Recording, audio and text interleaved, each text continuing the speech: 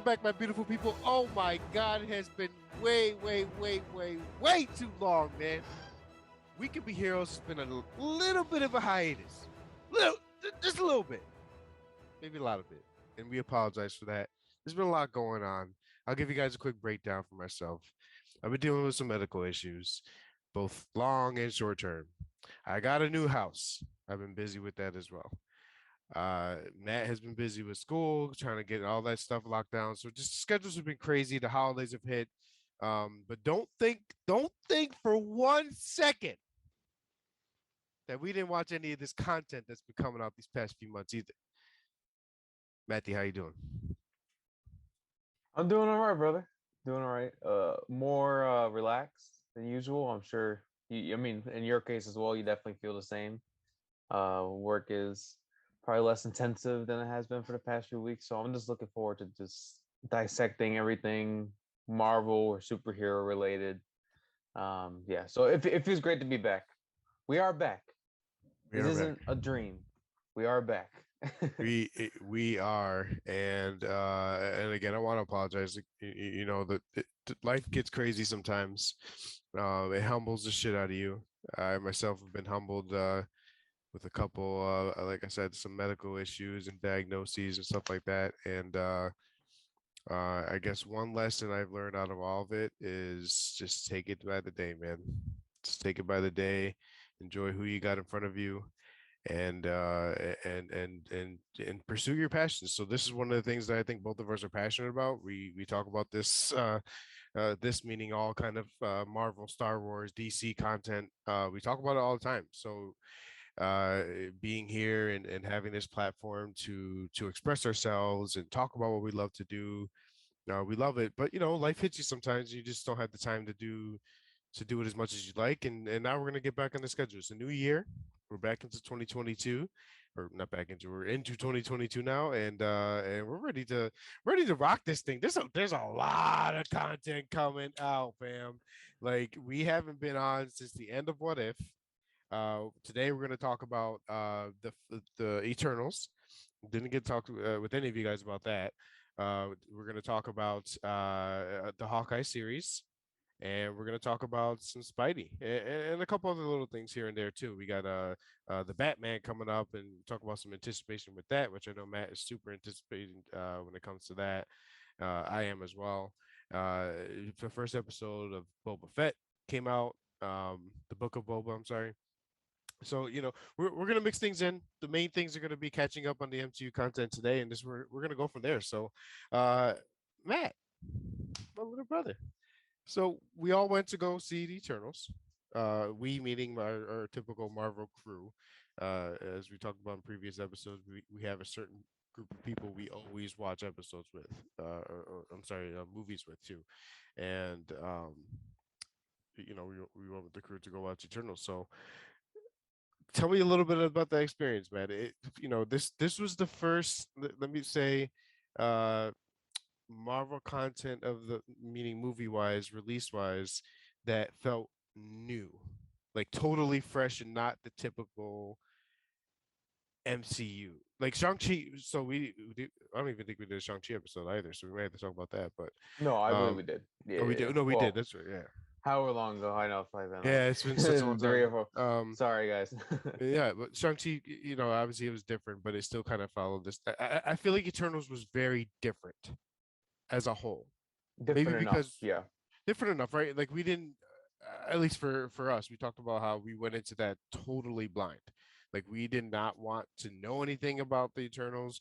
We wanted to be taught what the Eternals were, and you know, for our experience, like I feel like I got that. Now, we'll talk about ratings when we thought of the movie itself as time goes on. But initial thoughts, like what did you think? How was your experience at the theater? Yeah, I mean, I have to say, I think, Eternals is the least deserving divisive Marvel film because the film is not inherently bad whatsoever. This is arguably a forgettable one. I sort of had to refresh my memory before hopping on this episode, just so I have some of the main plot points coming along. But look, at the end of the day, Eternals is another Marvel film that feels different enough. The cinematography, for example, is a massive upgrade compared to what we've seen in previous installments. Um, and I suppose maybe the level of storytelling is a bit different, more character driven, as opposed to there being as many action sequences as you would expect.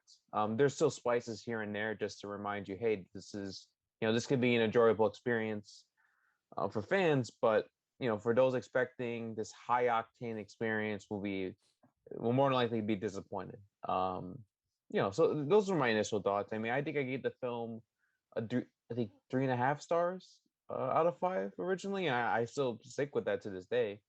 Um, yeah, I So mean, what were your thoughts on so the film though? I mean, so we talked about this in I think the Shang-Chi episode and how we were hyped about the new stuff. But it to me, the Eternals felt they got a it felt as though they got ahead of themselves a little bit, right? Like they had what, one, three, six, 10 characters to introduce and to build some kind of backstory. Um, you know, uh, they kind of fell into that. Do we have enough time to do that, right? And I think we saw enough with certain characters, but at the same time, we didn't get enough of certain characters. And I think Yeah, that was something that, yeah, it was cool to see, that they did exist in the MCU in the past, and the reasons why they didn't interfere with anything when it came to any wars or anything like that.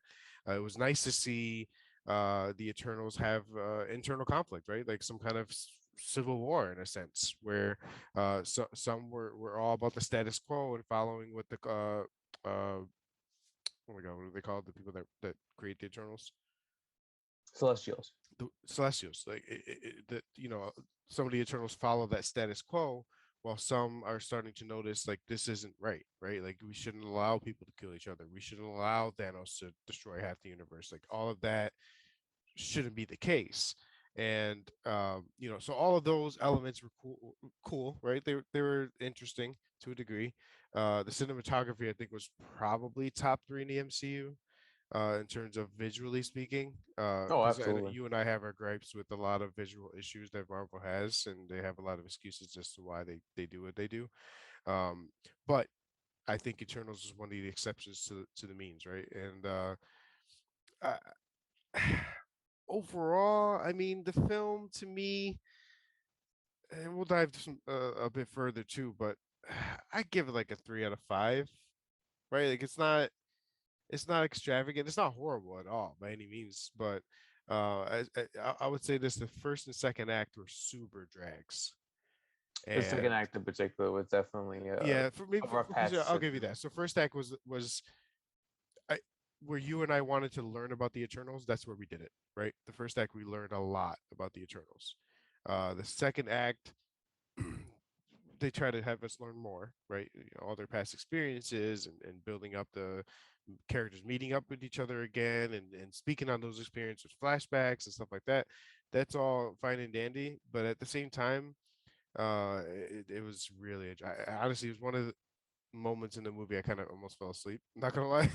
Oh um, well, and it's surprising, needless to say, because you're always engaged with any yeah, movie you see. Yeah. yeah, there's stuff this is the same guy that has an obsession for some reason with Fox X-Men. So like don't, it's crazy to Okay. even say that. You're Um, fond of convoluted X-Men stories, well, but I see what people have issues with the movie. Like, so I think you were more speaking of people were purposely bombing the ratings and reviews. That well, is no, just stupid. yeah, I But mean, this is more so the critical reception. I was awfully surprised by their their verbiage regarding the film. Um, Painfully boring, underdeveloped characters when Marvel films in the past have suffered from those similar issues. They fall so into the same tropes that we saw before: the unnecessary bits of humor, the poor visual effects, so are you speaking um, more so on the the so critical level, and how, for that reason, the Eternals was perceived as the worst Marvel film to date. but you're Yet, saying, so let's say yeah, it's on a scale of 100 and every Marvel movie in your eyes is an 80, right? Or most. you don't think it's much less than that 80. You don't think it's 100, but No, you think it's in that yeah, 60 to 70 they would range, be, right? Like yeah, they would be on this, yeah, on its own same pedestal as most of the yeah. It's Marvel like as I issues. said before, because again, the Eternals is can be perceived. You know, again, in my opinion, should well, I don't say should because I think at the end of the day, everyone is entitled to their own individual opinions. But yeah, I was awfully surprised. I mean, out of curiosity, I did look at the like the Rotten Tomatoes score, which I don't use that to take into. Well, clearly I didn't take into account for my personal rating because I obviously rated it higher compared to yours. Yeah, so it was just very surprising to see. I mean, the Dawn of Dark World being highly rated compared to say Eternals in this case is not deserved whatsoever. When the No. Eternals definitely made multiple improvements while also catering to the Marvel formula on various cases, as we'll go deeper into. A point that I did want to bring up, and I'm very happy you mentioned, is the idea of introducing what ultimately 10 plus characters in the film. Um, I know many suggested, well, a 2.5 hour runtime does not allow you to do that. Well, James Gunn had a similar task with Guardians of the Galaxy. He had 5 characters to build up and 30 less minutes to do so, yet all of them were given specific arcs. And at the very end, they were changed from where we saw them at the beginning of the film compared to the end of the film. I'll give you that, and I am totally a James Gunn like truther when it comes to any content he puts out. But do keep in mind, a lot of their arcs were related to the overarching Marvel story, right? So Gamora, Thanos, um, Drax, Thanos, Rocket. That they were able to isolate that story and how I mean they haven't even really expanded on that story to be honest. I think they're going to in Guardians 3. Um, and obviously Peter and his kind of coming from Earth story background. This was kind of easy to put together, right? So I, I see what you're saying, but it's a little easier knowing that Guardian's overarching story is related to the MCU plotline, the Infinity Saga, right? If Well, anything, I would disagree there only because Marvel specifically told James Gunn that he was allowed to make the film with full creative freedom, with the exception of having a Thanos appearance, and I think also having the Power Stone, just so they could set up for future installments. Besides that, James Gunn had total freedom to do whatever he liked, and Chloe Zhao fair also enough. had But total what freedom I'm to do saying what he though, liked. so I'm not saying he didn't. I agree, but would you not argue that it's easier to do so knowing that that overarching Marvel story is there? I mean, if those character The arcs can continue in the rest of the movies you see, it's a little easier than trying to give us 10 characters that were blatantly told plotline wise to not interfere with the general MCU. So Well, it's all you see what I'm circumstantial. saying though? Well, it's also I understand what you mean, but it's also all circumstantial because if Marvel specifically told Chloe Zhao, this is a timeline we already set out for you, this is what you need to take into account, then it's very easy for you to do so. If Chloe Zhao went into this film completely blind and had to do all the research on her own to make sure that certain characters couldn't make an appearance on X place on planet Earth, etc., then it would have been a part difficult task. So I think regardless of which, James Gunn and Chloe Zhao had an equal balance. The only difference is one film had more developed characters and the other didn't. Yeah. So maybe Which maybe is a a failure difficult by the task. writers and stuff like that. I mean, I think Yeah. where they I just looked up now that the cinematographer for Eternals was also the cinematographer for Guardians 1, Doc Strange, and Captain Marvel, which also happen to be the more visually pleasing movies, I feel like, right? Yeah. Well, I was surprised by Captain Marvel though, because or that this was the same cinematographer from Captain Marvel, only because I thought the cinematography, the lighting was terrible The in the film. lighting But was that's off, a but I feel like overall speaking, though, it wasn't too bad of a yeah, movie considering. yeah, definitely. The visuals were awesome, but yeah, I mean, I get you. So like, I'm not happy with the fact that they weren't able to develop the 10 characters. You know what I mean? And I don't want to excuse Chloe Zhao.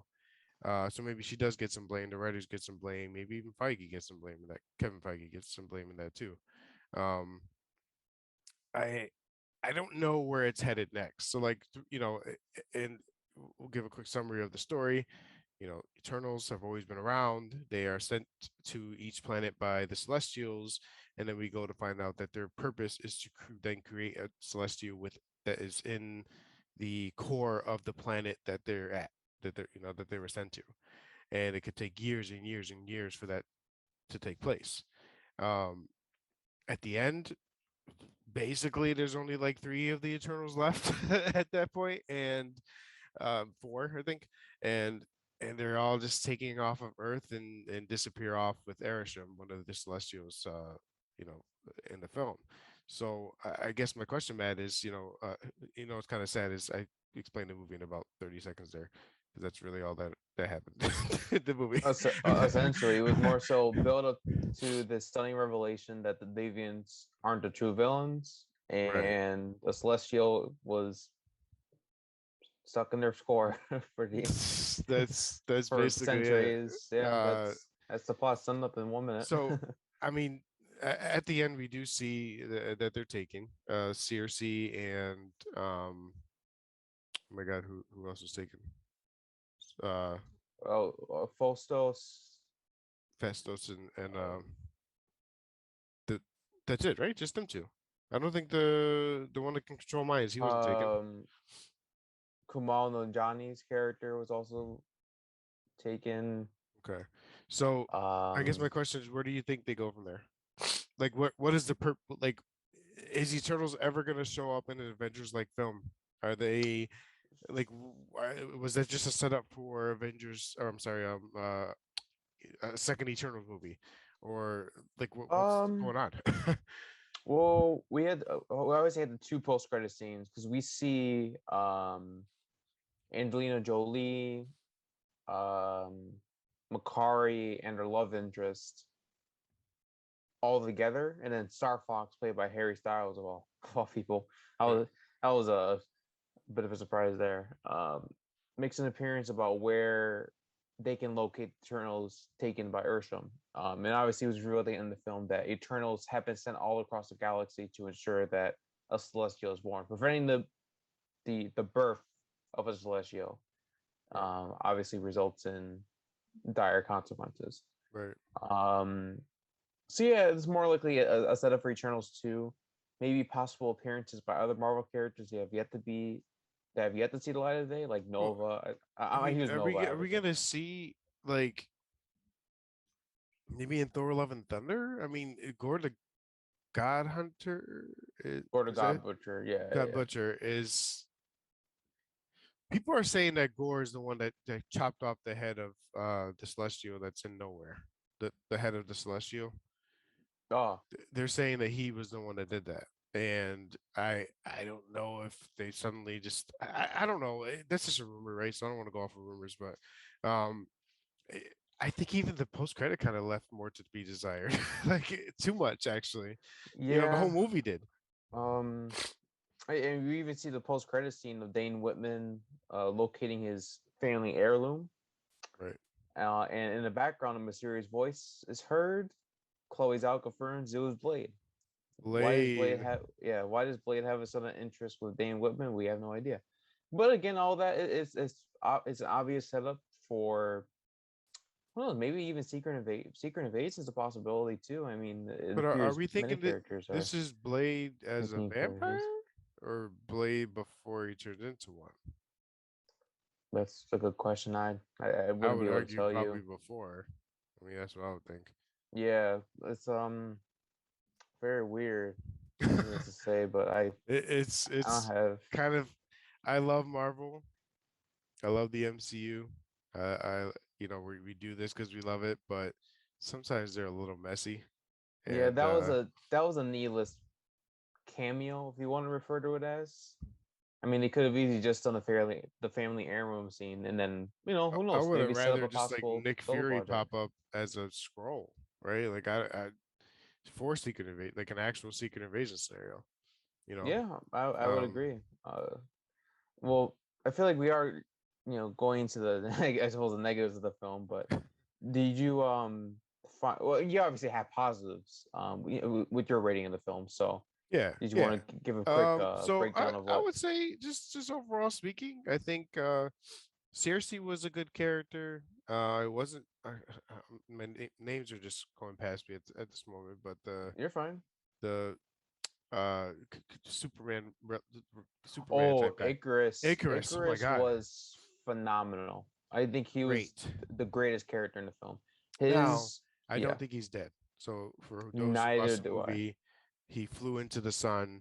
But in the comics, he literally is powered by the sun. So he's an equivalent to Superman. So it's just Yeah, I that think the him right, doing that yeah, just turns him into the superpowers, a super it, nova. yeah. Interestingly, the I believe the Eternals writers confirmed that Icarus is infected. I don't buy it. That would be No. such a lame death for his character. I think for me, what made him, because I viewed Icarus as an antagonist. I mean, despite him killing um the Ajax, the Mhm, leader of the Eternals, mhm. he was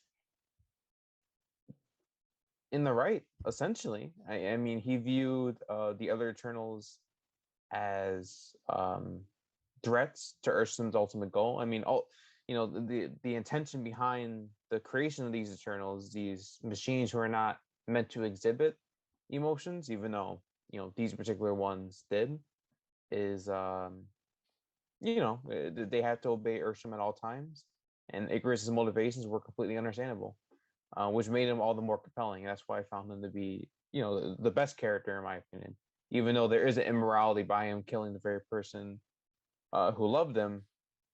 There, yeah, I think my favorite scene in the film was him sort of releasing his rage after laying Ajax down, and then like basically presenting as if like a deviant came by to kill her. Well, it Um, kind of reminds me of um, Killmonger Thanos esque, right? Like the reason why they're doing what they're doing is like this other means, higher power means type of yeah, scenario. And some people argue that they're not villains because of that. So yeah. I I'm with mean, you. I'm kind of with you on yeah, the because Icarus thing. But yeah, because Icarus is not. I mean, other than killing Ajax, Icarus did I mean, so you can't really pretty say well. other Yeah. than killing someone because I think that the killing itself kind of makes you a villain. But I get what you're saying overall. Not but it depends because like that's why I really don't consider Icarus a villain because many heroes kill, but they're still perceived as victors or role models.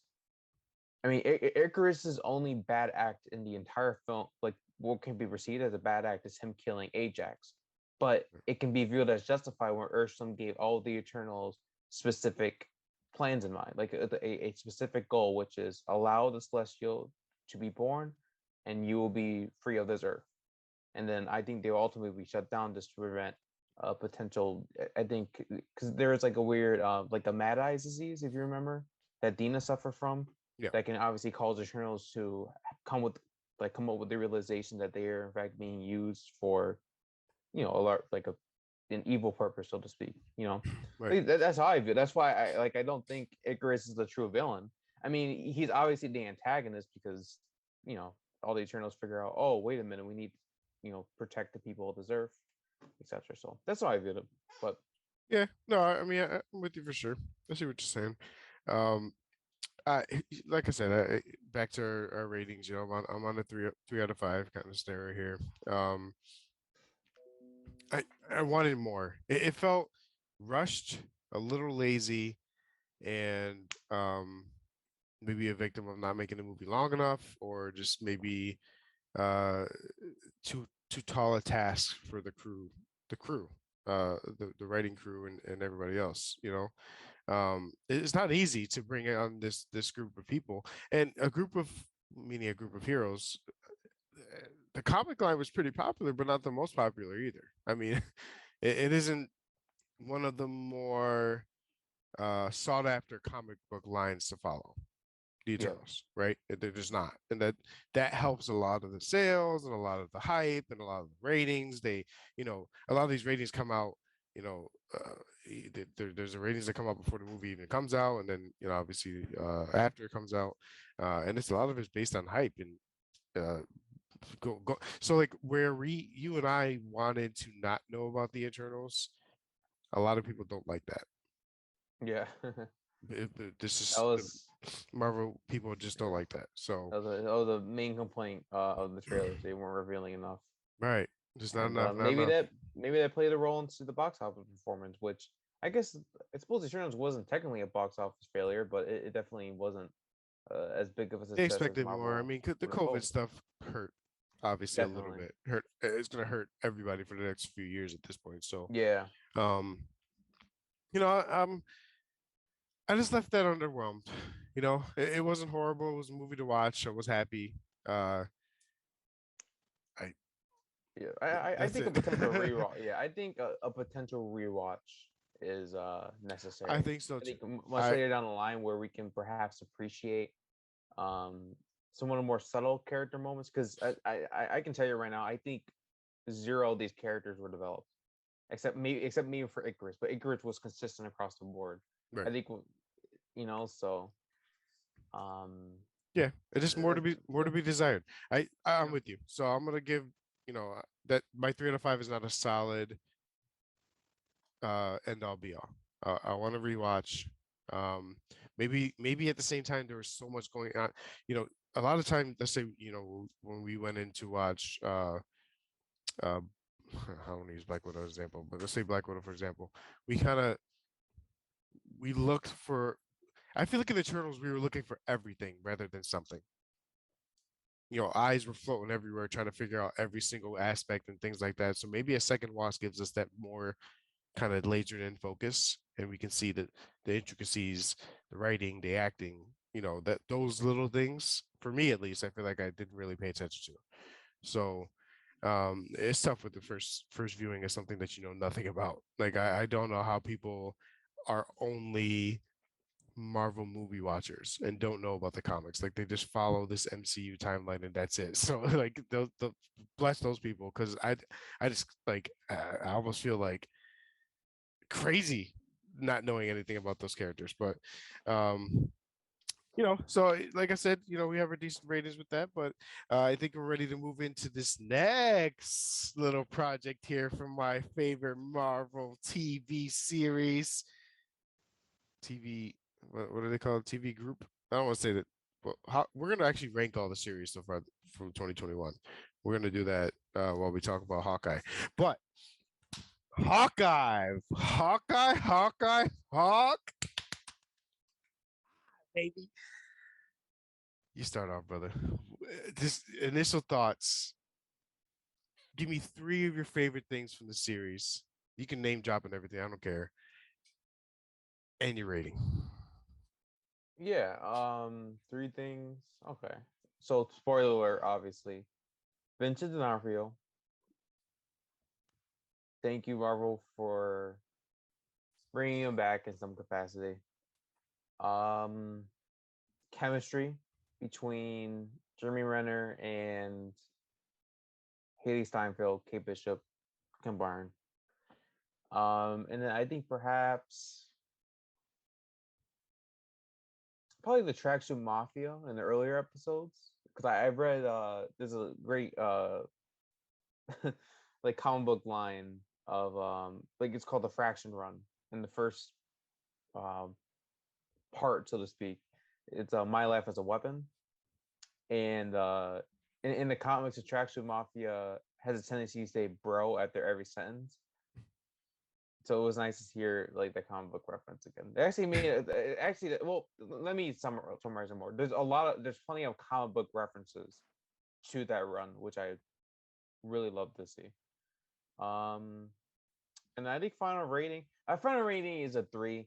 I mean, really, even with like the grand reveal and the finale, I mean, nothing stood out. Like it was just another Marvel show with very dumb humor at times, even though the Fraction one has has a lot of like very dry or just outright dumb humor. But it's a comic book too, so it's kind of easier to find that funnier when you're reading as opposed to hearing that like delivered out loud by an actor. Right. Um, that's it. I mean, it's not a terrible show. I mean, I could rewatch it and have no gripes per se, but I'd rather read the comics. You know. Right. So I think for me, can you hear me still? Yeah, I can hear you, Oh, bro. okay. Um, so I'm gonna be outright, man. 2 out of 5. It is. Really? It is probably the worst series for me. That's come out this in 2021. Um, You serious? I'm not being sarcastic whatsoever. Oh, So, okay. I so thought let you me were let like me make a say this. random No, review. no, no, Okay, no. gotcha. Totally not flipping. Yeah, Um, just want to make sure we're on the same page. yeah, yeah. So I'm gonna. So let me give you reasons for why I like it, reasons for why I don't. So reason one, number one, why I like it, chemistry. Both Hawkeyes were great. Obviously, she is going to be Hawkeye. That they kind of insinuated that at the end of the series. Um, comedic spots were okay. It wasn't too much of a fan of it, but I'll put that more towards negative. Yeah. So, second thing I liked, it had um, how do I put this? It had Netflix series vibes, like the Netflix series. It had now the funny elements are always going to make it not a Netflix series vibe, right? Because there's not much of that in the Daredevil, Jessica Jones, Luke Cage. Um, but at points, it kind of had that vibe to it. I don't know if it's just me, but No, I agree. more I think grounded approach. yeah. I liked a lot of the elements that they had. And Hawkeye, remember he's a freaking murderer, right? So he was Ronin. He was uh, an assassin for Shield before he became the Avenger. So let's not act like, he's some scared little archer. Like he's a badass. And I did like those elements. And the third thing, back to what you said, more of the Kingpin thing. And do remember, bro, the reveal is technically not even in the finale, which is my biggest gripe of the series. The finale sucked. Yeah. The The finale finale sucked. I was mean, rough. it was just not good at all. I'm just like King. The only thing that was good was D'Onofrio, and and Even his writing was good. I say that as the actor, he is great. The writing was horrible for him. Yeah, and that's something I wanted to talk about too. Well, we text you. Well, you go ahead because I think I know where you're like going with this about like the end of his character. So Right. if you want to, No, well, I'm not even with that. So the fact that I know the comic book line, right? So for yeah, those who don't know, and those who have watched, and spoiler alert for those who haven't, but those who have, Echo, who is one of the main characters in this series and is getting her own spin-off series as well, is the de facto niece of Kingpin in the comics and now in this series as well. So my at the end of it, we technically see Kingpin die. It's an off screen. She shoots him, right?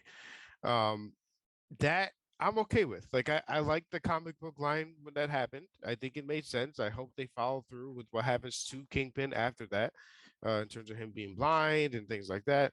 Um, and again, back to D'Onofrio, like he played it really well. And it, as far as we know, this is the Kingpin. This is the Kingpin from the Daredevil Netflix series. This is 1000% him until they go and say, no, this is a multiverse version. I don't want to hear exactly. nothing else. This is him, right? So, Yep. uh, my assumption, something you and I have talked about, is somebody got snapped, whether it was Daredevil or whether it was everyone around Kingpin in prison, he was able to escape. Like the snap had something to do with him getting back on track, right? Like getting back into becoming Kingpin, but he wasn't even back to where he fully was. If you guys notice in the series, he he's not the Kingpin, which makes sense that this is the Netflix Kingpin because he was brought down to the lowest level at the end of the series, the Daredevil Hmm. series, right? He was no longer the Kingpin by the end of it. It He was was near beat up by impossible. Yeah, Daredevil and embarrassed, and it was right? near impossible for him to regain his clients again at like post He snap, was especially those in a exactly. time full I of mean, like fear mongering or he must have been hired whatever. by Val, who Val is the lady that's going around and recruiting. We assume for the Dark Avengers. Somebody got him off because so don't get me wrong, he escaped, yes, but he ain't just walking around New York City for the hell of it. Somebody helped him get out of his rut, right? Somebody helped him get out of the hole he was in at the end of Daredevil. It could have been Val, could have been Ross. We don't know yet, obviously. But either way, I think somebody had some influence as to getting him out.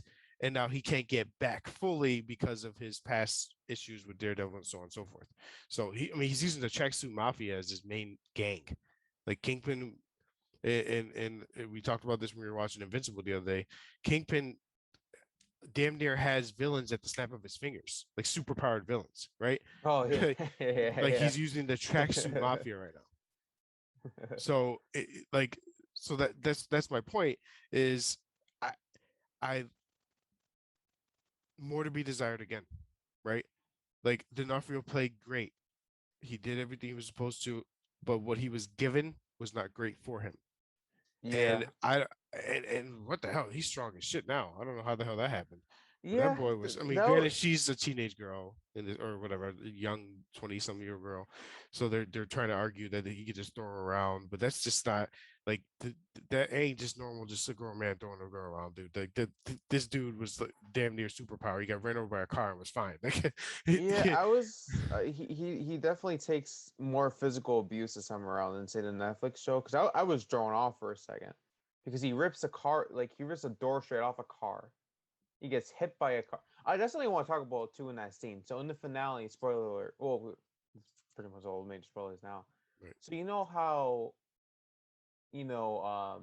Kate comes by to save her mother, and when Kingpin rips off the door, right, right? They have like that exchange outside, and the car is parked this way, right? So facing towards them. right. How did Eleanor get in the front seat, turn the car on, and then face them this way and then go straight? Kind of fit Like, for a how is that narrative, huh? possible? Like how is that? You understand what It's I mean? just a fit for a narrative. That's all it And then is. yeah, and then he gets obviously hit by the cup. But yeah, that was like I was like, what on earth? But maybe there can be like an interesting storyline of where Kingpin wants us to instill that intimidation, and so maybe he injected himself with steroids for whatever reason, just so he can gain enough strength. But Right. yeah, that was very jarring to see, especially when because and well, even so, I mean, Kingpin was definitely strong in the Netflix series. I mean, he was picking up weights to Benching, go on actual he was benching like like a shit ton of benching plates. weights. Yeah. Yeah, like picking one up and like nearly caving someone's skull in. I mean, Right. he remember the Russian henchman Right. that he killed by decapitating with the door. I Right. mean, he punched a full concrete pillar and it Yeah. took He's point. probably just made You himself know a what I little mean? So stronger, like, just for intimidation yeah. purposes. You know, he's taking some So kind of steroid, but it could be consistent, but yeah, the writing it felt weird, and I don't like the whole Echo storyline thing because that could have been such an interesting way to develop her character in her own series, and they just rushed it for zero reason. well, I That think made in the Echo series they're gonna continue the Kingpin story. what they could have done the opposite. I mean, to say like they should have never had Echo shoot Kingpin now, because her not trusting Kingpin after Hawkeye just telling her, like, why would you believe someone who just finished fighting you? Like, I feel like that should have been like at the Yeah. back I forefront of her mind, and maybe then they just didn't want builds people mistrust. anticipating that to like throughout the entire Echo series and having that be the prime focus.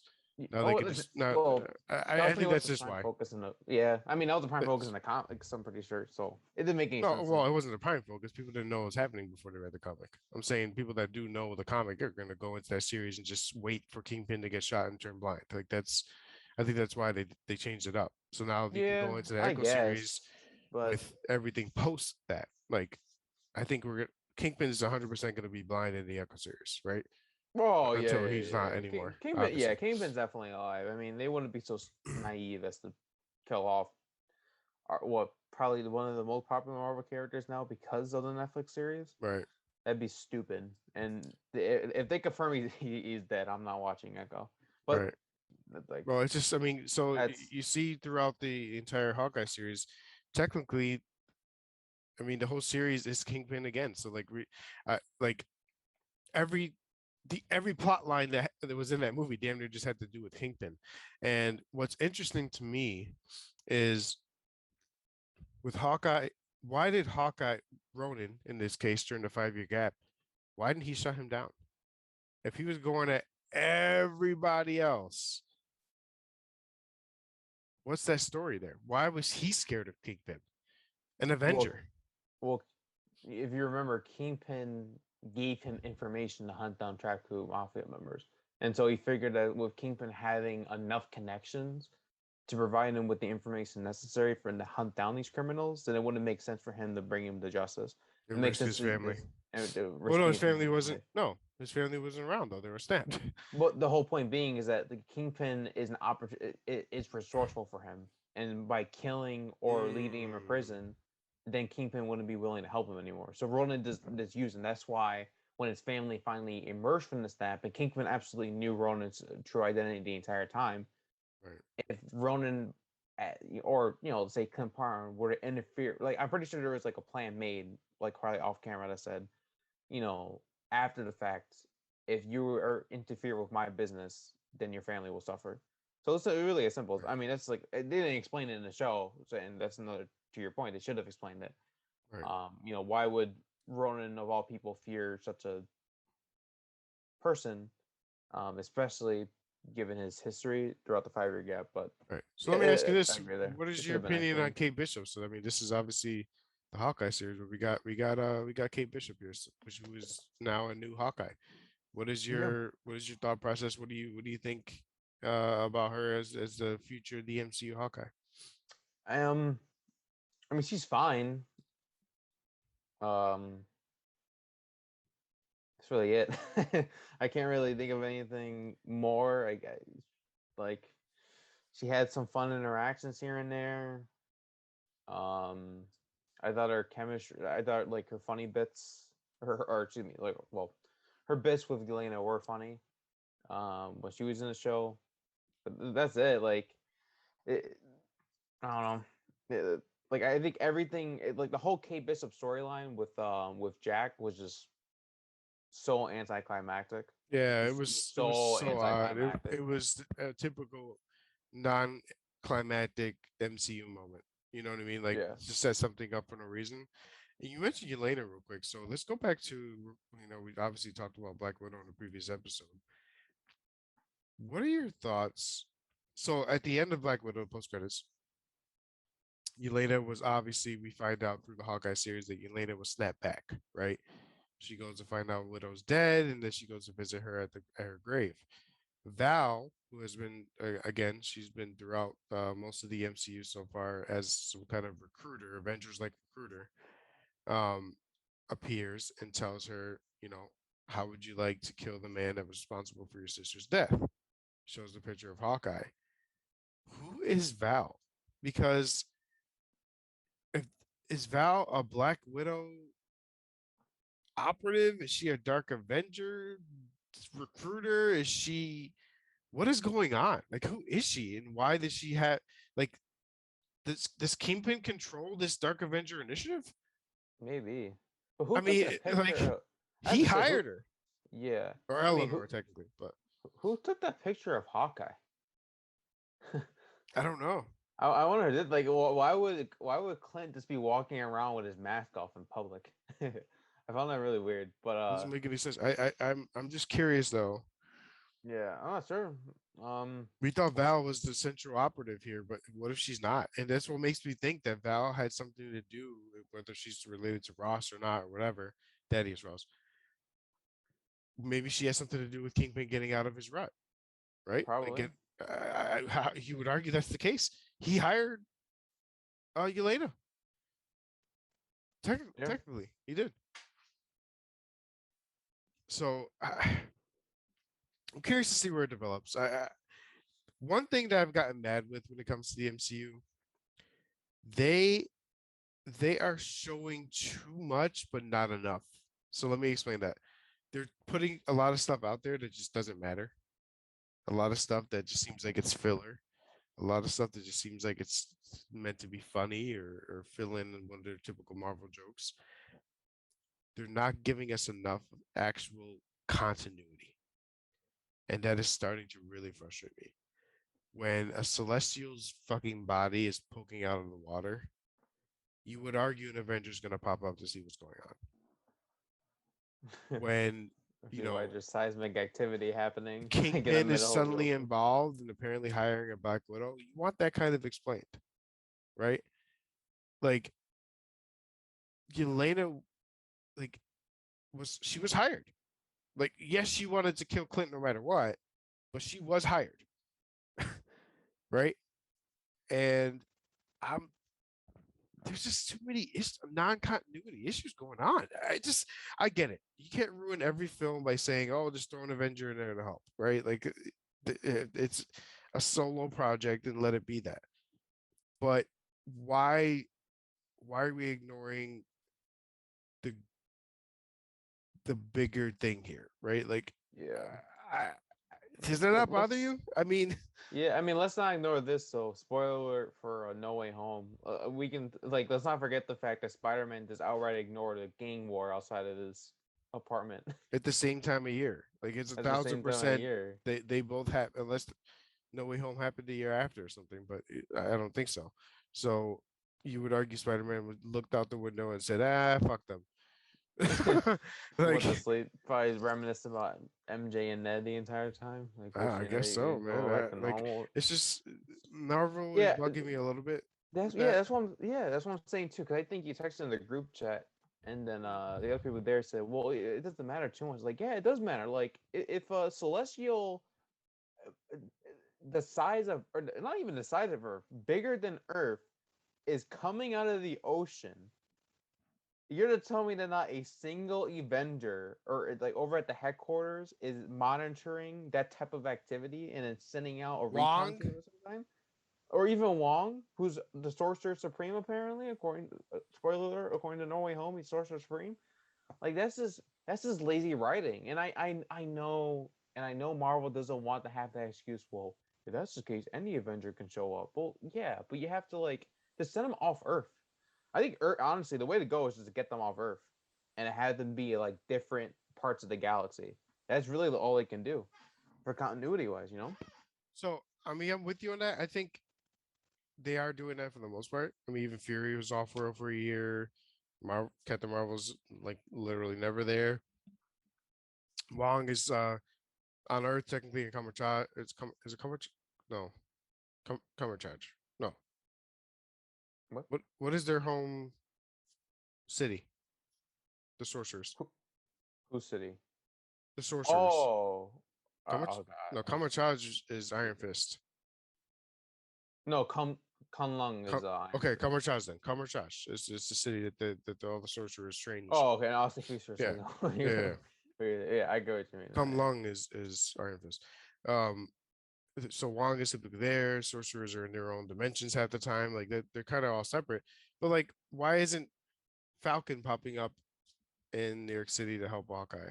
Like, right? Like, Because so we argue because of the No Way Home plot line, maybe Hawkeye didn't look for Spider-Man's assistance because he doesn't know who Spider-Man is at that point either, right? Like, yeah, because and everybody forgot who he was. for all we know, Falcon could be in a different country, Yeah. So or maybe I like this War Machine's just equates. not around. I mean, come on, man. Like This is it's yeah, just it's not. annoying. Like It's what- you can't tell me the Sokovia Accords exist and then say we want nothing with these people to do with each other ever. Like the Sokovia Accords are supposed to yes identify every superhero or people who have powers, but at the same time it was supposed to bring in a giant initiative of working together, and nobody's working together like yeah, at that's a all. good video code. Honestly, I think that'll probably be like a main focal point of like a Thunderbolt series, like for Ross. Maybe he just grows spiteful at the U.S. government, or the U.S. government is gets rid of Ross for his incompetence and failure to actually find success with the Sokovia Accord. And at the time as well, maybe he just falls into this deep illness like in the comics and then resorts to using like a strain of the Hulk serum, transforming you into the Red Hulk. That'd be an interesting storyline. I guess I get a chance to see Ross being developed instead of like this, secondary character that we see like every five project, Right, five projects. right. I don't know. I just Which overall it's one of the more underwhelming series. I'm gonna give a quick breakdown of the series my rankings of all the series, just a series project wise for 2021. Um, wait, there's five, correct? It was WandaVision, Falcon and Winter Soldier, Loki, What If, Hawkeye. What If, and Hawkeye. Yep. Number 5, Hawkeye. Okay. Number 4, What If. Number 3, Falcon. Number 2, Loki. Number 1, WandaVision. Okay. Number 1 I being the thi- best, in my yeah. opinion. Me would be What If at 5. I'm sorry, I cannot. Other than episode 4, like I said, Episode 4 was that good for me though. Like yeah, it was that good for me. And now knowing what it's gonna have to do with the new Doc Strange movie, I bumped it up. But yeah. anyway, go But ahead. yeah, but What If as a whole is a like I'm not even gonna bother. Like I can't. That stresses me out. So I'm gonna put it at 5. I'm gonna do WandaVision at 4. This is just Falcon, Hawkeye. I'll do Hawkeye at 3, Loki at 2, and then Falcon at 1. I like that. I can see Loki getting bumped up because of the ending. I thought the ending is the best out of all the shows. Mhm. But in terms of actual writing, Falcon was the best. Like in terms of core character writing, yeah, that was in my opinion the best show. And he touched on more dark, The like only the more only darker gripes I themes. had with Falcon is you can tell it was either rushed or had to be cut off because of COVID. Yeah, I think It's not minus their the and whole. it's not their fault. So like Oh I'm with yeah, you yeah, on what yeah, was given. They all did great. They developed what they could. I think I'm not a fan of changing the plot line because of COVID, like a massive virus being released throughout the world. That yeah, that they're almost ignore like Falcon attacked many global issues, right? Or like social issues. yeah, And I think you and I both love that. And I mean, think about it now. I kind of want. I'm gonna put it number 2 above Loki. Now that I think about it, yeah, so Loki would be 3 for me. WandaVision still 1. Um, I love what they did for them to completely ignore a global issue like COVID for fear of blowback is a little upsetting to me. They were I would have liked them to attack that like they attacked everything else social wise. I love what they yeah. did throughout the series with that stuff, and I wanted more of it. And I think doing that original plot line would have been great for what's going on today. Actually, you know what? Now that I think about it, I'll put Loki at 1. Yeah, I'll put Loki at Sense? 1. I'll put Loki at 1 now. Yeah, yeah, yeah. He was more dots came. Yeah, yeah, yeah, yeah. Loki's the best series, in my opinion. Like based on 2021, yeah, Loki's the best series out of the Loki's so Marvel good. series. Yeah, I just love I, WandaVision. I love, I love, love the theme, like the main title theme in the beginning of the like with the credits. Right. So good, Mhm. so good. The music was phenomenal. Right. Okay, So great. I mean that's just kind of where I'm at with the series, and Hawkeye was just way too underwhelming for me, man. It was, and I so let me say this, where I had it number 5, where I have it at a 2.5 ish. It's not horrible. Like none of the stuff is horrible to me. Like horrible would be 0 out of 5. We went episode by episode for What If. Party Thor episode was awful. Like it was 0 out of 5. I think I said that. Oh Did, yeah, did the I did I party try of the to Thor say episode. did I try to say it was negative? I'm pretty sure I tried to say it was negative. Like I was not a fan of it whatsoever. So Yeah, that's I just kind of where remember I'm at, and that. and I think we're ready to get into let me take that sip too, bro. Yeah, sorry. I had to think. You good, bro. You good, bro. You good, bro. Listen, I'm not even gonna freaking front here. We are getting into the greatest Marvel fucking movie of all motherfucking time. Okay? There's no other way to freaking say it. You don't agree. I know you don't agree. That smile, that look you're giving me, I just know you don't agree. But it is the greatest Marvel MCU, everything you can say, film of all mother effing time. And I don't care if it's because of fan service. I don't care if it needed other characters to help support that. I don't care at all that those are your gripes because that's what made it the best for me. And Spider-Man No Way Home without a doubt, without a question, unequivocally, no dispute, nothing you can say, is the absolute number one Marvel movie of all time. I love Endgame. I love Infinity War. I am team greater, that Infinity War is greater. Like that, I am team Infinity War is better than Endgame. And I Yeah, don't know, a lot of people aren't. I've been that way for the I longest am that time. way. So my rankings were Infinity War, Endgame, everything else. Obviously whatever order. Spider-Man is above Infinity War. It is hands down the greatest Marvel film in franchise history. Period. And I'm gonna dig into why. But I'm gonna tell you right now, 5 out of 5, 5 billion out of 5 billion. That's my rating. Nothing you can do about it. Nothing you can say about it. Yeah. I don't care what you say. I don't care if the writing was shit. I don't care if the beginning first act was horrible. It everything they did from that point forward was fucking awesome. What's your rating? Um, 3 out of 5. I'm not even Wait, mad no, about it. wait. No, 3 out of 5. 3.5 out of 5. I, I like it. 3.5. I know you weren't the biggest fan of it. No, I just don't think it's a flawless film because there are just I said before, so I don't like going down this direction because I never want to insult a community because I think passion and love for certain franchises, properties, etc. is a beautiful thing, but there's reached a point where like all these Marvel fanboys are acting like the droids from Star Wars, where they feel this need to just constantly praise the Disney hierarchy for whatever Marvel movie releases. Like Spider-Man: No Way Home is not a perfect movie at all, and Oh it's no, just you know what I mean. hold And on. it just I know you're not like saying I'm the Marvel yeah, fanboy, but let me make this abundantly clear too.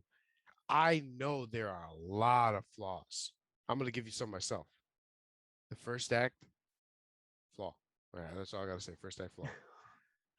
Visually speaking, flaw. Flaws, many flaws. Some of the CGI was awful. They ran out of money. They ran out of camera lights. I don't know what the fuck they ran out of. It was horrible. All right. time definitely. Time, people, whatever the case was. I know the flaws exist. I'm nowhere near saying this is a perfect film, cinematography wise, Sure, writing sorry. wise. I think personally, the content that was provided throughout, the fan service that was given, overrides everything I just said and makes this film the best film of all time. Marvel. It is for me such a good movie, bro. Like it fit everything perfectly. I screamed, I cried, I laughed. It was inspirational as far as providing your fans with everything they could possibly want. We knew everything was coming, Matt. Like we saw Doc Ock, right? The original Doc Ock of Spider-Man 2. We saw Electro from the Amazing Spider-Man 2. We saw the Lizard from the Amazing Spider-Man 1. We saw the Sandman from Spider-Man 3.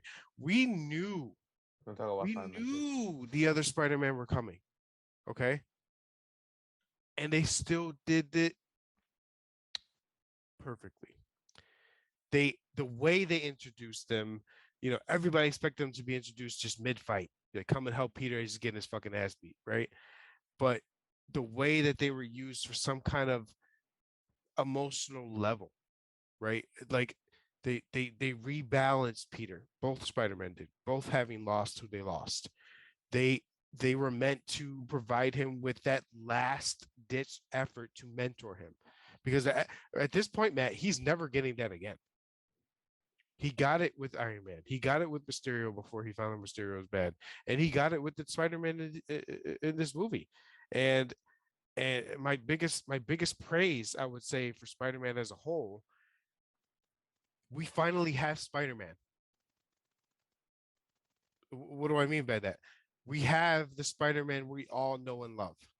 He is now the loner. He is now not loved by everyone. He is now not known by everyone. He is starting from scratch. He is starting from where he should which is where every Spider-Man did in every single comic book series except for Supreme Spider-Man. I this is a Spidey we're supposed to see. Tom Holland in the third act gave us an Oscar-like performance. He did. Just the third act. His anger he portrayed, his sadness he portrayed, the the Yeah. the willingness to kill someone before Toby, saying Toby, that universe's Spidey, Toby, stepped in to stop him.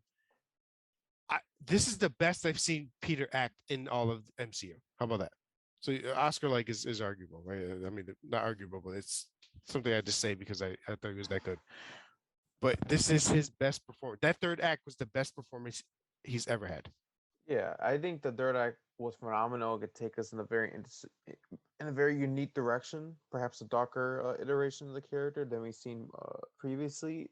Though I imagine Andrew will probably get an installment before we see Spider-Man, before we see Tom Holland transform into that darker version of the character. But yeah, I mean, I see what you mean. Yeah, like I said, all I wanted to see from this movie was Andrew Garfield making an appearance. I was happy. I was happy to see that. Because in my opinion, I think Andrew Garfield is my favorite Spider-Man, and I think, as such, I believe he is the best Spider-Man. Period. You can argue with me all day. I've been on this Andrew Garfield hype train for many, many months. And you can attest to that, John. I've said from even going back to week 2 when Buffalo Bills are facing off against the Dolphins. I remember this. We were over at our older brother's Angels house. We were having a discussion about No Way Home at the time, and I said it out loud. I said Andrew Garfield is the best Spider-Man, and everyone looked at me like I was a complete maniac for thinking that. I don't care. Okay, all I wanted to see was Andrew, and then obviously I want to see Toby too because technically, well, you grew up with Toby, but Andrew's literally my generation Spider-Man because he's the one that I like. That Amazing Spider-Man is the first Spider-Man film I ever saw in theaters. Like he's arguably a part of my generation. I mean, you can say Toby because his movie released when I was born, but I didn't watch them until I was 6 or 8 years old. Like I watched Amazing Spider-Man first before I watched the original Tobey Maguire films. Right. Amazing Spider-Man 2 I didn't like at this. Oh, I liked it for what it was, and then over time I disliked it, like pretty much everyone in the community. But yeah, like it was great to see. I love Andrew Garfield so much, man. And like even the scene where he discusses about how he lost Gwen was, yeah, maybe teary eyed. Maybe So a bit I teary eyed. mean, let's just go bit by bit, quick. Just kind of start with how the movie started, right? So at the end of Spider-Man: Far From Home, he is revealed as Peter Parker, right? Mysterio gives the lie that Peter Parker killed him, and he is uh the technically the villain at that point, right? And goes through the typical, oh, we find out who this hero is in New York City, and he's not able to really be Peter, he's not really able to be Spidey, he's stalked, he's treated differently, doesn't like it, and he thinks, you know what, the best way to do this and the best way to help my friends who are not getting accepted into college because of Spider-Man is to go to Doctor Strange. He goes to Doctor Strange, who starts performing a spell, and the spell gets broken because Peter's interrupting. Arguably, people say still that the Loki events caused the multiversal break, but we'll get to that. Um, I think I'm pretty confident. No, you know what? I'm not gonna say it. That is actually strange. That is Doctor Strange because for some reason I kept thinking for a while it was Supreme Strange, the evil Strange.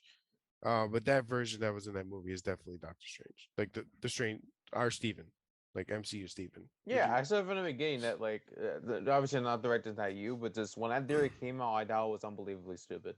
Right.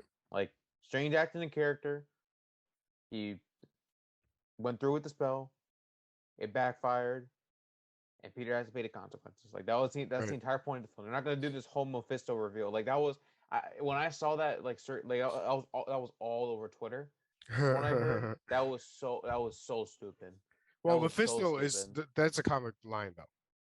You know that, Oh, right? about him. Yeah, I Spidey know that, does but like, Spidey to bring out May back. He makes a deal with Mephisto, and he ends up having to give up his marriage with MJ. So arguably, yeah. in the future, that could happen. Whatever. Well, yeah, But but like at the time, yeah, no, that right, I was like everyone was theorizing, oh, he was going to sacrifice it. Really, I was like, that's so dumb. They're not like I know Sony isn't the best at creative decisions, but they're not like they're not so stupid or but yeah, let me not use the word stupid. Right, let me say they're not so ignorant as to take inspiration from what is perceived as one of the worst, if not the worst, Spider-Man storyline to have released in the last 10 years. people hate that storyline. Like people hate that storyline. When I Yeah, haven't read it myself, I just know like I don't like the concept for what I understand. But yeah, I hate. So that's what I mean. Like it's just those types of theories irritate me. But there are actually fair share of theories that like that made perfect sense and which right. happened to be true. I mean, this movie was pretty much leaked since last year, So so so didn't really come up with a surprise. we do see in after the cell's broken. I'm kind of skipping a couple things, but what starts off is Doctor Strange captures the lizard, right? And he tells him, these different characters are while Peter captures Doc Ock, and uh, characters from different universes are coming into the MCU timeline. Now, what I found interesting and what was kind of proven with Doc Ock, these characters were not all they were pulled out of the different universes, but also different time periods, right? Like one, they're all dead already. So it's obviously not after they die that they're brought back or something, right?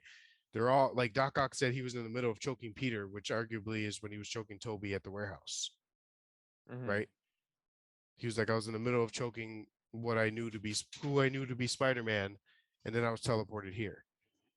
So all of them were taken out at different points throughout their respective timelines in the Sony universe. How do you feel? I mean, does that make sense? I mean, Well, Lizard and Sandman never died. right. But Doc Ock did. Electro Yeah, did. so they were probably just resurrected. No, they But weren't. No, they weren't. Doc Ock said he was pulled. He was in the middle of choking Peter when he was pulled out of the timeline. I mean, yeah, I guess, So but it's they didn't really before explain Doc it. actually died. Well, the rumors were that they were getting pulled out like moments before the death. I don't know. I don't like that. Well, I mean, Well, we that's know kind of Doc fun. Ock where he Well, was pulled out. He told us he was in the middle of choking Peter and he got pulled out. Well, I mean to say that if he was resurrected by the spell, then the last thing he could remember theoretically, because of the spell backfiring, is that for whatever reason he just only remembers him I choking just, out Peter. it's just Not to say it's the case. I'm just saying that there can be no, no, no. multitude I'm of just saying I explanations. don't think I think he was just pulled out at that exact moment, which No, confuses me I'm not because denying all it. the I'm other just yeah. Spider-Men, the other two Spider-Men were pulled in way after those events. Like you can tell Toby's weathered down, right? Like he's been through a lot since Spider-Man 3, the way they Yeah. portrayed him. Andrew, the way he explained it is he's on an angry, he stopped pulling his punches, right? So this is after Gwen died. He's gone through a lot of things on his end as far as his universe. So why is this a narrative fit? Like pull them from different parts of different timelines just to make it fit better? Like, are you okay with that? What are your thoughts? I mean, the plot itself is like I don't know. I mean, I'll put it this way. I think the plot or the writer should have taken a more self-aware approach to this whole multiverse story to begin with. Like the idea of all these villains coincidentally being pulled out of their universes just to face off against their Spider-Man once again is already laughable. But then but in hindsight, you also have moments where like Electro and Sandman are poking fun at their origins. Like you know how Electro says to Sandman, "Oh man, we really got to watch out where we fall."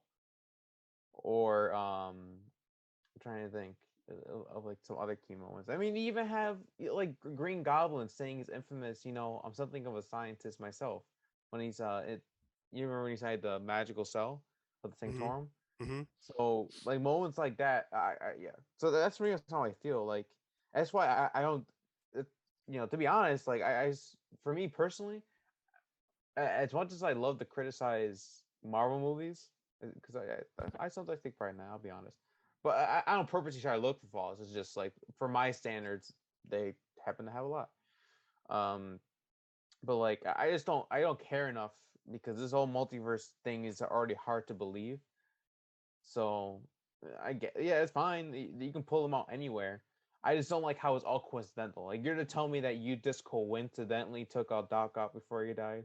You coincidentally took out Green Goblin before he died, and you coincidentally took out Electro before he died. And then Sandman and Lizard are just the only exceptions to that rule. They were just pulled out.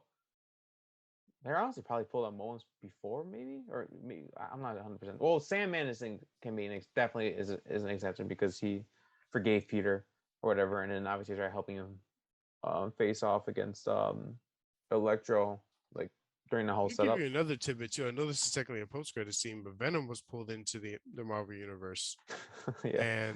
and the thing with that is they say, or they meaning Doctor Strange, is people who knew he was Peter Parker transferred into the universe.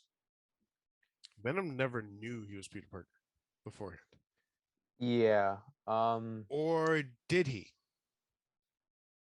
So listen, Oh, I know where you're getting. Yeah, I know. Yeah, I'm gonna agree with Venom you. Yeah. Venom was a is what they're saying is he's a multiversal being. Like Yeah. he's able to Uh-huh. access different parts of the multiverse, and all of the symbiotes are connected throughout the multiverse. Yeah, through a hive mind. If Yeah, the that's writer through a confirmed hive mind, if that's the that. case, then the Venom in Spider-Man 3 knew that Toby was Spider-Man, Mm-hmm. which means every symbiote therefore knew he was Spider-Man as well. Yeah, That's that the argument and why he was transported yeah. and so on and Oh, so forth. oh, it's not even an argument. That was literally confirmed by the writer. Like Oh, they okay. openly said that's how he got pulled into the universe. Which I is would have that's liked just for him to appear, to be honest. that I would have given the movie a 5 out of 5. 100%. I would have given the movie a 5 out of 5. It's, Let There Be Carnage is probably one of the greatest cinematic creations of the past decade. I'm glad. I'm Yeah, glad you agree. It's better than Endgame, but it's um, way better than Endgame. Like, oh my goodness, it's unbelievable. Yeah, but like, yeah, no, that's just lazy writing. But it is what it is. I mean, I'm more happy about the fact that Venom won't be in the MCU anymore. Just give him the black suit for Secret Wars, and you're all good. And like I said, you could take Spider-Man in a very dark direction. Maybe not like I'm not expecting him to go like an R-rated route, but have him feel some sense of vulnerability and rage, um, over what he has to deal with. The idea of the entire world forgetting who he is and then having to reforge a new identity for himself. That's pretty much Spider-Man's character. Like there's a relatability factor involved too. He's pretty much like every other person who feels like the world doesn't revolve around him, and still wants to make a difference in some way. That's who Spider-Man is. That's why I love the ending. I really like the ending a lot. yeah. So I mean, let's get into it. So in the third act, we get the two Spider-Men kind of. Which the beginning of the third act was introducing us to the other two Spider-Men, right? It was introducing us to Toby, introducing us to Andrew, and they are used as that what I mentioned earlier, that last bit of mentorship that Peter needs to finally grow up. Now, I say grow up, he was literally a teenage kid, right? So I can't really expect the kid to grow up at 16, 17, 15. Um, but now with that guidance of these two Spider-Men, he goes into this last battle ready to save the multiverse, right? Like save some characters and save the multiverse.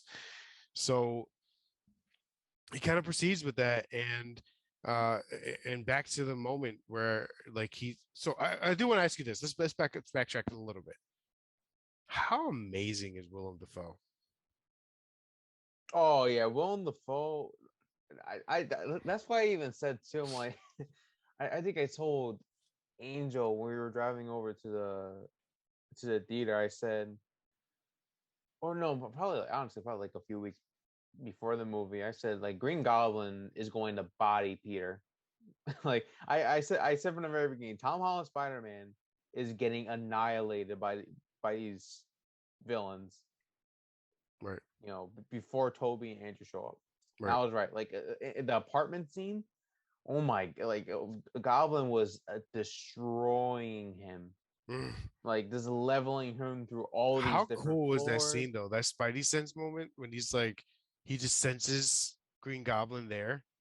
You know? Yeah, that was a really cool scene. Yeah, the That camera work was. was awesome too because it kind of like they blurred out the edges of the screen I was and it had it nervous. safety to focus. Yeah. I was nervous. Like my heart started beating, bro. Like I was actually kind of nervous. That was a great scene. Oh yeah, yeah. Cinematically speaking, whatever word I can think of. No, definitely. I Eh, agree. There are a lot of good scenes. I will say. I'm not denying there aren't pauses to behold. yeah. There are a lot of But good scenes like that. Really let good me scenes. ask you with Aunt May's death. I mean, pretty impactful. You know, we got the with great Yeah. power comes great responsibility. They did not use Uncle Ben for that line. But for this specific MCU timeline, it kind of made sense for Aunt May to deliver that, right? Like she Yeah. we I mean, oh, sorry. Go ahead. no, it's just not the typical Spider-Man story, and I like it. Oh yeah. I mean, it makes perfect sense. I mean, I think that was necessary for Peter's character development, but at the same time, Aunt May wasn't really given much to do in the previous Spider-Man films, and I honestly didn't care much for her. So her death didn't come off as hard hitting as it could be. But what did is Tom Holland's performance. Like Tom Holland's performance carried that entire scene. If there were any other actor playing that role and they were phoning it in, I would have not remotely cared. It just would have come off as just a shameless emotional moment. Right. But Tom Holland, even Marissa Tomei's performance too, like they, you know, their performances elevated what could have been a very, um, I suppose, predictable scene. I mean, most theorized Aunt May was, shall we say, biting the dust, biting in the movie, which didn't end up being the case, and that definitely served as a main motivator for Peter to, be a better hero, which is nice. The scene after was really good That's too, with that's him one of staring at the billboard. oh yeah, and that's the thing. That's one of the performances where I think Tom just was amazing. You know, they finally let this man expand beyond the kid who's just guided throughout. Like where I say he's guided throughout, like plot line and acting wise, I felt like he was carried by Robert Downey. He was carried by Jake Gyllenhaal. Like I I, I finally feel like Peter slash Tom were able to like do their own thing and be the Spider-Man without that other presence around him for those scenes, right? For the scene with that May and the final scene with Willem. But with also the final lesson from Toby is to not kill, right? And the entrances for both Spider-Man were great. Their interactions were awesome. Their guidance for Tom was great. The final scene when he does fight Green Goblin again was awesome. The final multiverse kind of spell Doctor Strange is doing, where we see the silhouettes of all the future Sony characters coming to fruition. We saw is this Supreme Spider-Man I'm thinking of when the one where Doc Ock's consciousness is sent into Peter. I'm not 100% sure, I but think it's called Supreme Spider-Man. If you look it up, there's a comic line where Otto Octavius is Spider-Man. The entire comic line is him as Spider-Man conscious-wise. He transfers conscious into Peter and becomes good after becoming Spider-Man. They showed that silhouette in the timeline spell, and we see Black Cat, we see Rhino, we see Mysterio again, we see like all these different characters in the future of the Sonyverse. I think is what they were really trying to show us, or maybe even the MCU, right? Like future villains that Tom is going to face. But overall, why I think this is uh, the best film for me. And I joke a little bit, like Infinity War is always probably going to be number one for me, but it's right there because it's not only what they did with Spider-Man, it's where they left him at the end of it. We now have the Spider-Man we're meant to see in the MCU. A very isolated, lonely, focused on the Spider-Man job, Peter. We have the ability to now introduce other characters who won't just know him as Peter, know him as an Avenger. He doesn't need the Avengers to hold his hand anymore, and it kind of contradicts what I said before, as far as like why are other characters not helping other characters in the movies? Why are they not appearing? This is the one project I don't want that to happen. Like I want the next Spider-Man to be a solely Spider-Man focused film. I want good villains, like bring in some different ones that we haven't seen on live screen yet. Obviously, another piece of Venom is coming. We saw in the post credit scene a piece of Venom Yeah, was left.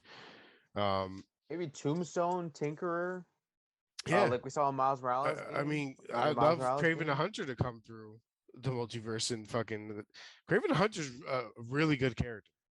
Yeah, If Aaron Taylor Johnson does good with it, it could go well.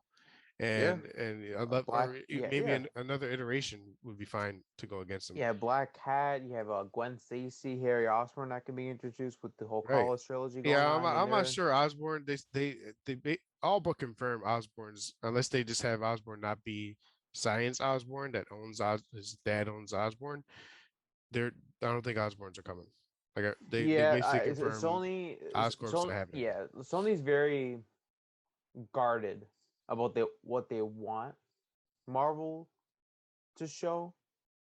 So we'll see. I mean, I think after the success of this film, because apparently Kevin Feige is the one who said they should use the villains as the main story, as opposed to the post credit scene. So I think like Sony is open to that. It's open to further collaboration with Marvel. So who knows? Maybe they'll say, you know what? We'll give you Oscorp rights, but we're still doing our own thing. Whatever. Like I think they'll open up the possibility of them bringing in like a Gwen Stacy or a Harry Osborn. How far they'll go is yet to be seen. Because I think I think Sony as I think they're still earning a fair amount of box office money, but there'll reach a point where if they're getting a bit fed up with Disney's ways, assuming that happens, right? They don't want to have like they don't want to be responsible for giving Disney more money than they should because so at the end of the day, Sony wants as much profit as possible. Right. Um, you know what I mean? Like, so we'll see. But I think they're if there's any consolation, I mean, it feels like the president of Sony loves Marvel, loves the folks over at Marvel, so their partnership will continue for the foreseeable future. Does it Tom feel Holland does in it feel Spider-Man, yeah. like an Amazing Spider-Man 3 is coming?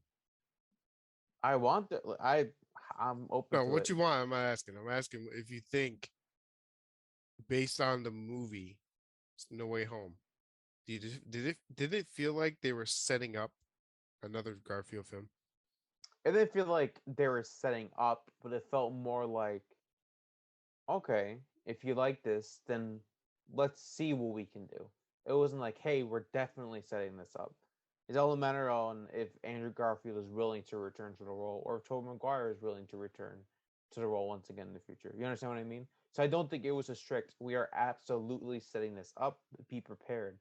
They're going to see how receptive the fans were to the film. And if they approach Andrew Garfield and say, hey, listen, let bygones be bygones, we'll give you a proper salary this time around. We'll make sure that if you bring back Mark Webb just to have like more consistency for filmmaking, we'll make sure he's given full creative control, and you're gonna have some input on how you want to see the character done. Then chances are Garfield's willing to reprise the role, 100%. As for Tobey Maguire, there are rumors that Spider-Man 4 is coming about, but in animation form. Maybe Toby isn't too keen on appearing in live action films anymore. So I think because he's taken more of a producer standpoint in the past few years, Right. um, he's done very limited roles since then. Well, since then, well, not like since the Spider-Man movies, but he hasn't. I think his like last role was back in 2014 or something. So he definitely has been seen doing too much. So he's probably busy in his own personal life and obviously producing other films. Producing is obviously a huge effort. So I hope so. I hope so, man. Anything to see those two again. I just want to see Garfield. Give him his third movie. Close out that trilogy. Have him face off against Venom. But that's the thing too. But I still think Venom's in Garfield's universe, and you'll be all clear to go, man. I wouldn't mind. I wouldn't mind that being the case. That'd be. I would love for Garfield Spider-Man to like. They're gonna give him his own project still, I think, but have him be the Spider-Man. Like they got to have a Spider-Man. Like these are Sony-verse characters based off the Spider-Man comics, right? Like they're most are anti-heroes. You can go along with that for as long as you can, but at the same time, they're Spider-Man characters. Like if they just say Andrews are SE, is it SEU they call it, right? Sony Extended Universe. If Sony is our Yeah, SEU let's say Spider-Man, that. he's gonna cameo once every couple of years or something, right? Like I don't even care what they do with it. But he's also gonna get his own project where there's a culmination of everything that we've done so far with the other characters. So yeah, make Andrew the guy and have Toby be in his own universe Yeah. without any other characters. I'd like to see,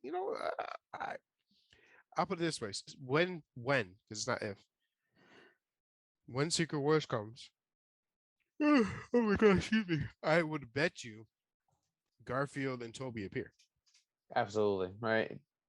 Yep. Because the whole Secret because Wars concept is doppelgangers of all Marvel characters. Essentially. I don't like the word so doppelganger. Secret Wars Variants. Yeah. is a variant thing, but also remember it's the Young Avengers against those variants. Don't forget Yeah. that. The younger Yeah. that's why they're Well, building the Young Avengers. The Young Avengers are the last hope for the universe yeah. in this comic line. So if they do that, we'll see what happens. But speaking of variants and getting into that post credit scene, we're back to trailers now. Apparently, for post credit scenes, we get the Doctor Strange Multiverse of Madness trailer. And there's already been some rumors about who's going to appear and things like this. Matt, I made a promise last year. I don't know if you remember this. We were watching WandaVision and we were talking about the multiverse. We talked about if some specific character appeared, if I would ship myself or not. Oh, Magneto. If Magneto appears in this movie, you're going to smell some shit right next to you. I'm telling you right now, I would be beyond excited to see one of my Fox characters come back. Even if it's just for that, even if it's just for him to appear and her just pissed saying, "Where the fuck are my kids?" And him saying, like a Thanos thing, like, "Who are you?" And he tries to fight her and she just wipes him out. I don't care. I need to see him. Give me Fassbender as Magneto. Honestly, even if you don't do that specifically, that's fine. Just give me Fassbender as the new Magneto as well. Like, I just want Fassbender. Fassbender is one of the, if not best Marvel characters, period. The Yeah, I writing was think shit for him, but give him good writing along with what he's able to do. I promise you, promise you, promise you, he will succeed beyond belief. I'll tell you this much. I'm still a huge advocate for Giancarlo Esposito to play Magneto. I'm still a huge proponent for You that. think he's no?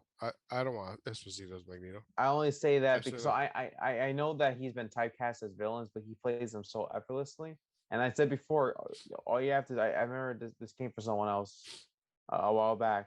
I still so for me, I'll still bring this up. All he had to do is change his origin from the Holocaust to the Rwandan genocide.